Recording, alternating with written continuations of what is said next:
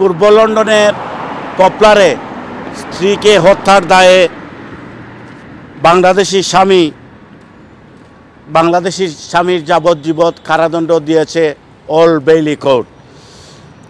যুক্তরাজ্যের পূর্ব লন্ডনের পপলারে বাংলাদেশি স্ত্রী সুমা বেগমকে হত্যা ও মরদেহ গুমের দায়ে স্বামী আমিনান রহমানকে গতকাল মঙ্গলবার যাবজ্জীবন কারাদণ্ড দিয়েছে যুক্তরাজ্যের আদালত।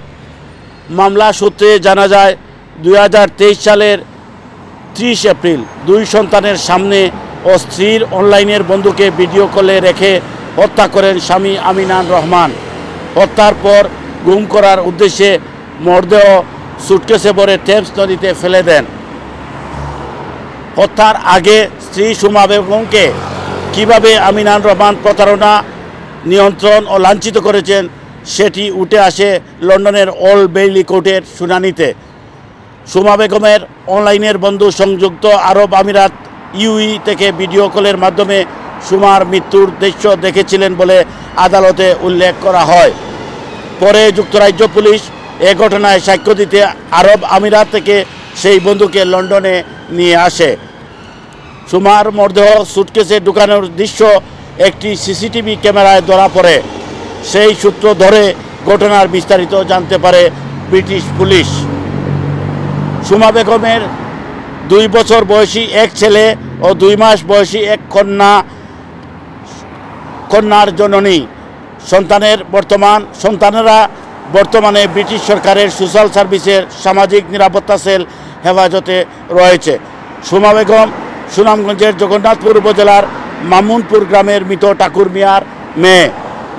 2023 সালের 30 এপ্রিল স্বামী আমিনান রহমান বয়স 45 তাদের পূর্ব লন্ডনের ডকল্যান্ডের বাসায় স্ত্রী সুমা বেগমকে বয়স 24 হত্যা করেন।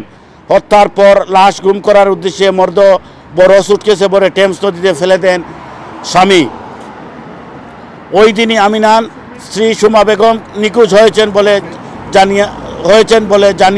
জানিয়ে পুলিশকে জানান।